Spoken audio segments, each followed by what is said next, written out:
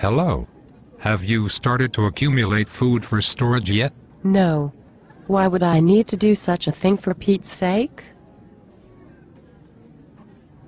Well, did you know that the United States dollar is in danger of being removed as the world's reserve currency? No. And why would you say such a thing? And what does that have to do with storing food? Because recently, the IMF, China, Russia and several other countries said that the world must look at replacing the dollar as the world's reserve currency. But why should I save food because of that? Because when the dollar is removed as the world's reserve currency, our prices in the United States will skyrocket. Have you ever heard of the term petrodollars? Yes, of course. But I am unsure what it means. I only heard my father refer to it when I was a girl. Well, currently, when a country, say Japan, wants to buy oil from Saudi Arabia, they first have to purchase American dollars, because the dollar is the only currency accepted in world trade. Once they buy the American dollars, they pay the Saudis for the oil in dollars, and cannot use the yen. Really? Yes. When the dollar is taken out of the world's reserve currency spot, we will have to pay the same for gasoline as the Europeans do currently. That is usually $3 to $4 more than we pay. That means the cost of transporting food will be higher, and the cost of everything will increase dramatically. Oh my. Yes. When you think about it, it can be frightening. The reason the dollar is on a path to being rejected as the world reserve currency is that the Keynesian economics that Mr. Ben Bernanke, the Federal Reserve Chairman, practices, has reduced the value of the dollar to around 70 cents. The Federal Reserve has printed over $2 trillion in their economic stimulus program called Quantitative Easing 2. This program is about to end in June of 2011. And what about why I should start buying food for storage? I will get to that in a moment. First, you need to know what is happening with the Fed and Treasury Secretary Timothy Geithner. Mr. Geithner has said if the Congress does not increase the debt ceiling another $2.3 trillion, the U.S. will default on its debt, and basically the sky will fall. If the Congress allows this, the Standard & Poor's Group may redefine the U.S. credit rating to poor, and many countries will start dumping the U.S. Treasury bonds they own. If they raise the debt ceiling, China, which owns about $2 trillion of our debt, will sell their U.S. Treasury bonds, and that will send the dollar value plummeting. I think I am starting to understand. Good.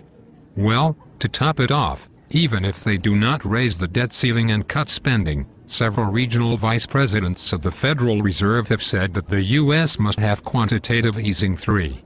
This Keynesian garbage will sound the death knell for our dollar. It will be like the Reichsbank note in 1920s Germany. Do you remember in grade school when they said it took a wheelbarrow full of these Reichsbank notes to buy a single loaf of bread? Yes, I do remember that. Well, that same scenario may likely affect our dollar. Anyway, when this happens, and I suspect that this is all by design to give all the power over us to the international bankers, prices will skyrocket even higher in a hyperinflation event, and store shelves will be emptied quickly.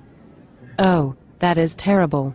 I think I see why I should think about buying more food now before it is too late. Yes.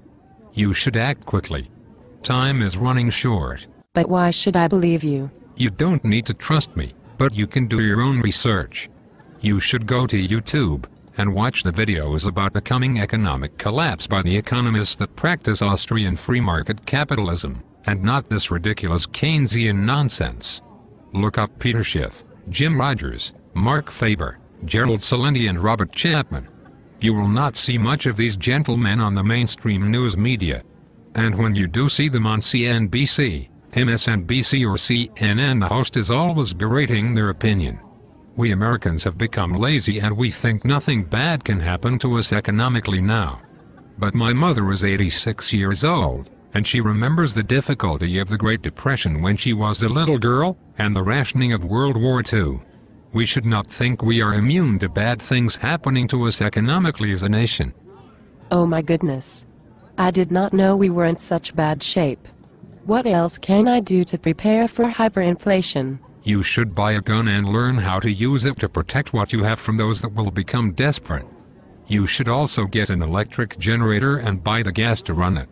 You should buy several 5-gallon cans of it and store it outside on your property in a locked-up and chained-up flammable liquid storage container. A wind turbine or solar panels will also work for emergency electricity needs. You should also store large amounts of water. And it would not hurt to have a big, mean dog to provide additional protection, and enough stored food to feed him. What you told me is very unnerving. But I will do as you have requested and do my own research. Good. You will not regret it. One other thing, though. Yes?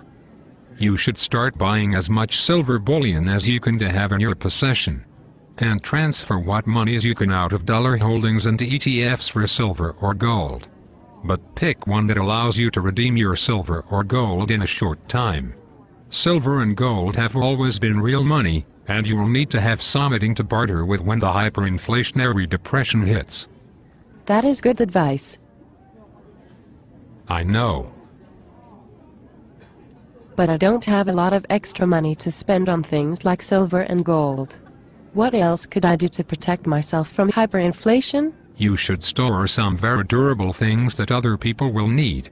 For example, feminine pads, TP, bottles of wine, over-the-counter medicine, coffee.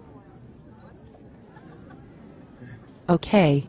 So when do you think this financial collapse will come? Well, China has shot a warning letter to Congress about controlling our debt. Moody's is thinking about marking down our creditworthiness to junk. The jobless claims are up and several key indices are not looking good. Bernanke and Geithner are wanting to print more money, and Greece, Spain, Italy, and Ireland among others are about to collapse financially. I would say since our current extended debt ceiling ends in early August, it could happen any time from then to the end of this year. Wow. Okay. Thanks for the information. So many of my friends will not believe this is going to happen. I know. It's called normalcy bias. There will be a lot of desperate people when it happens. Goodbye. Goodbye.